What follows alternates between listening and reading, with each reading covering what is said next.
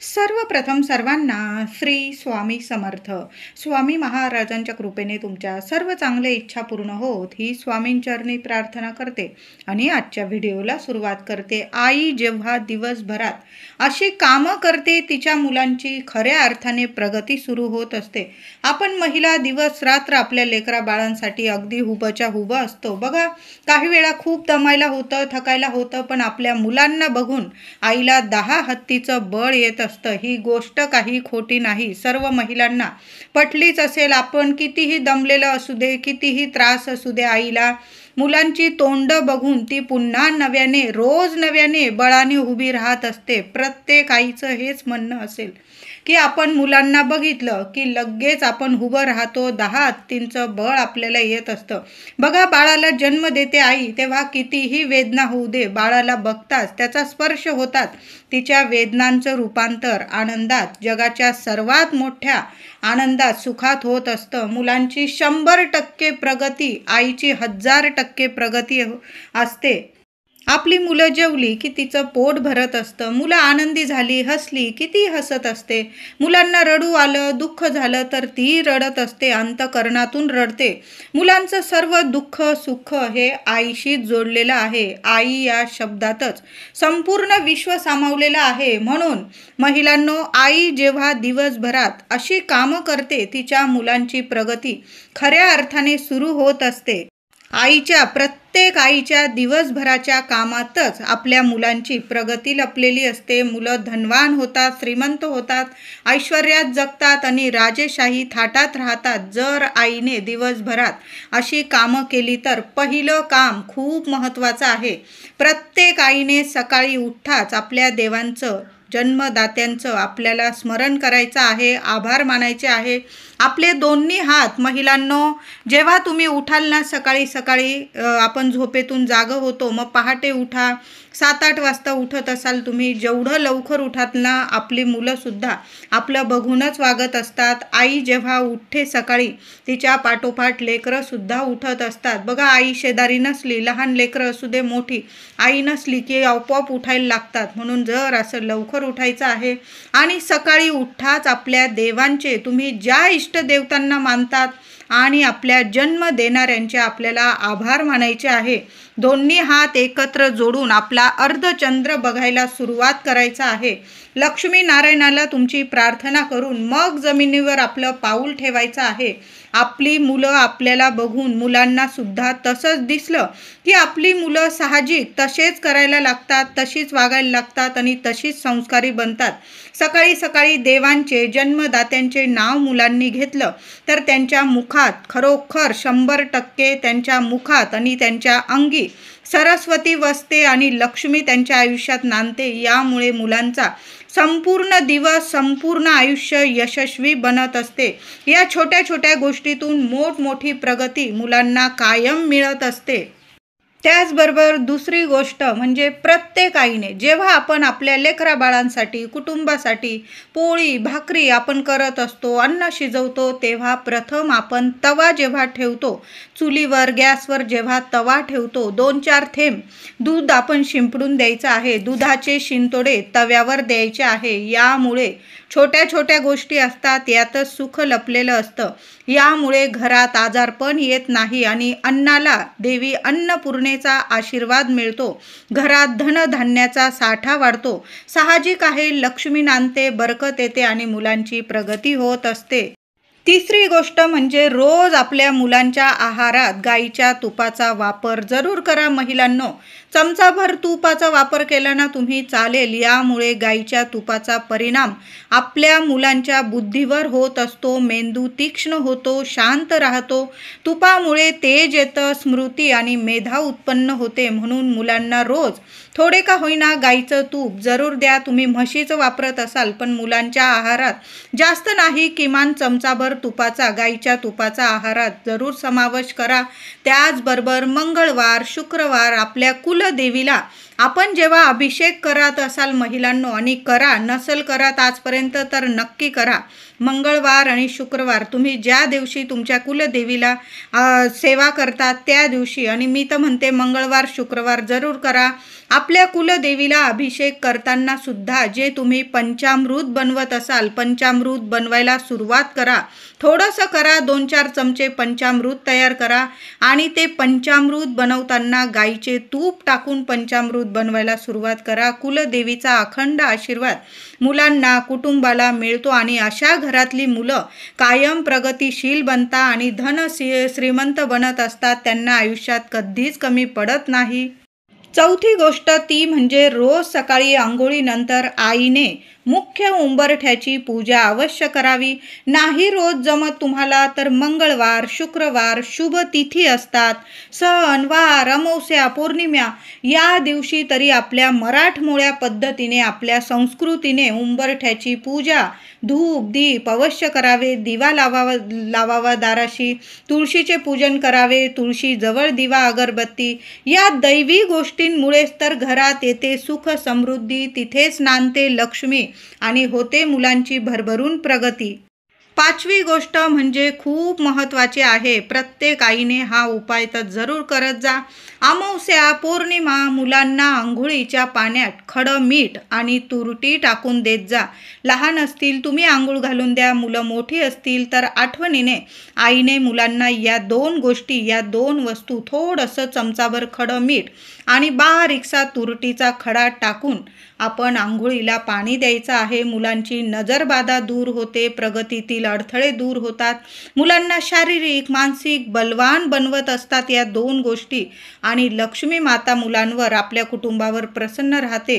मुलं रात्रंदिवस प्रगतीचे मार्ग निवडतात. मुलांकडून सकाळी सकाळी देवघरात देवांना नमस्कार करणे, मंत्र स्तोत्र बोलून घेणे, संध्याकाळी देवांना नमस्कार दंडवत घालणे, आपल्या स्वामींना मुजरा करणे, या गोष्टी मुलांकडून रोज करून घ्याव्यात. आपण स्वतः जर या गोष्टी केल्या तर आपली मुलं साहजिक आहे हळूहळू शिकतात, संस्कारी बनतात, प्रगती करतात. शाळेत जाताना मुलं शाळेत जात असतील, नोकरीला, ऑफिसला, कुठल्याही कामाला जाताना आपल्या इष्ट देवांचे नामस्मरण करणे, देवांना नमस्कार करून मगच घराबाहेर पाऊल टाकणे, या गोष्टी रोजच्या जीवनात खूप महत्त्वपूर्ण आहे, आणि आईनेच या गोष्टी शिकवणं. खरी पहिली गुरु मुलांची आईच असते, हे काही म्हणणं म्हणजे चुकीचं नाही आहे. पहिली गुरु लेकरांची आपण आईच असतो.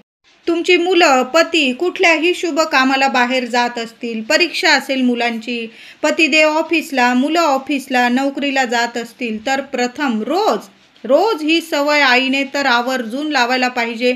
बाहेर पाऊल टाकण्याआधी गणपती बाप्पांचं पूजन, कुलदेवीचं पूजन, नमस्कार करणे. नाही पूजा करत मुलं, घाई गर्दी असते, किमान नमस्कार तर करायला लावू शकतो आपण. नमस्कार करावा, दंडवत घालावा, मुजरा करावा, आणि मग बाहेर निघायचं. यामुळे काय होतं, असं देवांना नमस्कार करून बाहेर पाऊल टाकाल तर प्रगती, यश घेऊनच मुलं, पती घरी येतील. त्याचबरोबर आईने अन्नदानाहून या जगात श्रेष्ठ दान नाही. मुलांकडून दान करून घ्या. आपल्या ऐपतीप्रमाणे आवड, सवड, पैसा, कष्ट या गोष्टींचा विचार करून अन्नदान अवश्य मुलांकडून जरूर करून घ्यावं. मुलांचा वाढदिवस असेल किंवा काही शुभ तिथी असेल किंवा एखादी गाय दिसली तर मुलांकडून एखादी चपाती, पुरणपोळी केलेली असेल, शुभ तिथींना किंवा काही सणवार असतील, किंवा रोज जमलं तर रोज आपल्याला जमणार नाही या गोष्टी, मुलं पण आपली एवढी म्हणजे रोजच्या रोज आपण घेऊन जाऊ मुलांना आणि अन्नदान करू, गाईला खाऊ घालू, एवढ्या गोष्टी जमत नाही. मग त्यांचे वाढदिवस असतील, सणवार असेल, शुभतिथी, अमावस्या, पौर्णिमा, मुलांकडून जेव्हा गाय दिसेल ना, अन्नदान करून घेत जा. किंवा कोणी गरीब व्यक्ती असेल आणि मुलांना आवडतंय, ते कमवताय, तर त्यांना जर ऐपतीप्रमाणे तुम्हाला आवड असेल, कष्ट तुम्ही घेताय, त्यातून थोडंसं तुम्हाला अन्नदान करायचं आहे, तर गोरगरिबांना अन्नदान केल्याने सुद्धा मुलांना भरभरून आशीर्वाद मिळतात आणि आपल्या मुलांची दिवस रात्र सोन्यासारखी प्रगती होत असते. पाचवी गोष्ट सर्वात महत्त्वाची, घरात मोठ्यांचा मान ठेवणे, म्हणजे आपली मुलं सुद्धा आपला मान सन्मान करतात. घरात शांत वातावरण, प्रेमळ वातावरण, समजूतदारपणा, आपल्या माणसांसोबत माघार घेणं, घरात पती पत्नीने, आई वडिलांनी एकमेकांना समजून घेणे, आपल्या घरात मुलांसमोर कुणाचीच निंदा नालस्ती न करणे, कायम चांगल्या विषयांवर बोलचाल करणे, या गोष्टीतून सुद्धा आपली नवीन पिढी, आपली मुलं चांगली योग्य यशाची मार्ग निवडत असतात आणि कायम सर्वांबरोबर गोडाव्याने राहतात. ह्या गोष्टी आपण घरात केल्या, महिला असतील, दादा असतील, घरात माघार घेणे, पती पत्नीत काही दोन शब्द होतात, पण म्हणजे भांड्याला भांडं कधी ना कधी लागतं, पण आपल्या लेकरांसमोर माघार घेणं खूप महत्त्वाचं आहे. पुढची पिढी आहे, मग ते सुद्धा आपलं बघूनच वागत असतात. म्हणून घरातलं वातावरण इतकं शांत आणि प्रसन्न असेल तर मुलंसुद्धा अशा शांत वातावरणात संस्कारी बनतात आणि पुढची नवीन पिढी अगदी आनंदाने आपली प्रगतीचे मार्ग निवडत असतात. आपल्या घरातलं वातावरण जर हसतं, खेळतं, गोडाव्याचं असेल ना, तर मुलंसुद्धा कायम सर्वांबरोबर गोडाव्याने राहिल्याने त्यांच्या मुखात सुद्धा सरस्वती नांदते.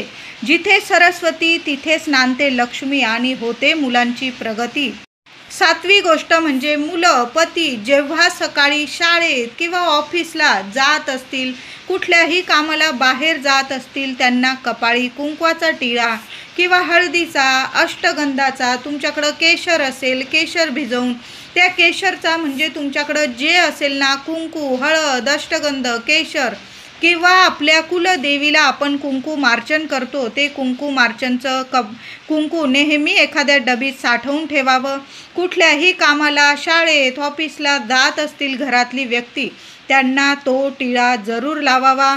यामुळे कपाळी कुंकू लावून किंवा टिळा लावून बाहेर पाठवणे, यामुळे प्रगतीचे मार्ग मिळतात, अडचणी दूर होतात. 8वी गोष्ट खूप महत्त्वाची म्हणजे मुलं असतील, पती बाहेर जातात ऑफिसला, शाळेत, तेव्हा आईने किंवा पत्नीने घरातील व्यक्ती बाहेर शाळेत, कॉलेज, ऑफिसला गेल्यानंतर, कामानिमित्त बाहेर पडल्यानंतर थोडा वेळ शांत बसून राहा, देवांचे नामस्मरण करा, देवांची पूजा करा, मंत्र स्तोत्र बोला किंवा तुम्ही शांततेत तुम्ही ते जाओस्तोर अगदी दगदग पुरते, महिलांना मान्य आहे, कामं पुरतात आणि ते गेले की मग आपण घरातलं आवरत असतो, अगदी पसारा करून जाता आपली लेकरं, घर अगदी अस्तव्यस्त करून जातात. मग मुलं किंवा पती बाहेर गेलं की मग आपण घर स्वच्छ करत असतो, पण मुलं किंवा पती किंवा घरातली व्यक्ती बाहेर गेली कुठल्याही कामासाठी तर लगेच घराची आवराआवर करू नका. शांत बसा, एक किमान 15 मिनटं तरी शांत बसा. चहा घ्या, कॉफी घ्या, दूध घ्या, तुम्ही जे पेय पीत असाल ते शांत बसून 15 मिनटं तरी नक्की शांत बसायचं आहे. चहा कॉफी घ्या, शांततेत स्वतःसाठी 15-20 मिनटं द्या महिलांनो आणि नंतर आपली घरातली कामं आवरायची आहे. काही घरात महिला, घरातली मुलं, पती घराबाहेर पडताच कामं आवरायला घेतात, असं करू नका चुकून सुद्धा, नाही तर मग मुलांच्या, पतीच्या कामावर, प्रगतीवर पाणी फिरत असतं, त्यांना अपयश मिळतं. म्हणून घरातली मुलं किंवा पती कामानिमित्त घराबाहेर गेल्यास थोडा वेळ शांत बसा, देवपूजा करा, मंत्र स्तोत्र पारायण तुम्ही पारायण करत असतात, या गोष्टी नक्की करा. या सेवेचा संपूर्ण परिणाम आपल्या मुलांच्या, घराच्या, पतीच्या प्रगतीवर पडतो आणि कुटुंबात आर्थिक भरभराटी होते आणि मुलाबाळांची भरभरून प्रगती होते आणि इथंच नांदते खरी लक्ष्मी. त्याचबरोबर महत्त्वाची गोष्ट म्हणजे वर्षातून एकदा सहकुटुंब, सहपरिवार कुलदेवीच्या दर्शनाला नक्कीच जावे. लांब असेल कुलदैवत तुमचं, किमान 5 वर्षातून एकदा तरी अवश्य जावे. यामुळे कुटुंबाला प्रगती आणि आपल्या देवी आईचं, आपल्या कुलदैवताचं आपल्याला कृपाछत्र, माया मिळत असते आणि आपल्या लेकरा बाळांवर कुठलंच कधी संकट येत नाही. वरच्या वर आपलं कुलदैवत ते संकट दूर करतं आणि आपल्या लेकरांना प्रगतीचे मार्ग मिळवून देत असतं. 9वी गोष्ट म्हणजे घरात नियमित आपल्या देवांची पूजा करणं. सकाळ संध्याकाळ आरती, कापूर जाळणे किंवा शुभ तिथी असतील, सण वार या दिवशी आपल्या घरात कापूर जाळणे, आरती करणे या गोष्टी ही तितक्याच महत्त्वाच्या आहेत, ज्यामुळे घराला, मुलांना लागलेली वाईट दृष्ट असेल, नकारात्मकता असेल, वाईट गोष्टी त्यांच्या पाठीमागे असतील, ज्यामुळे प्रगतीत अडीअडचणी येत असतील, त्या संपूर्ण नष्ट होतात आणि मुलांची खूप प्रगती होते. मुलांची आठवड्यातून एकदा तरी आईने नजर दृष्ट जरूर काढून टाकावी.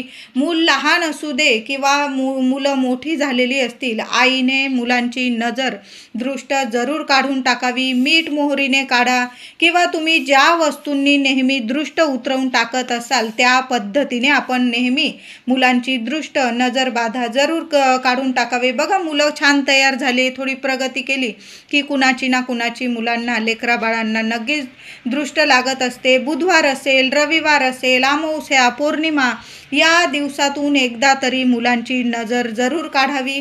यामुळे आईचे प्रेम, आईला समाधान मिळतं, मुलांना एक रक्षण कवच कायम मिळत राहतं.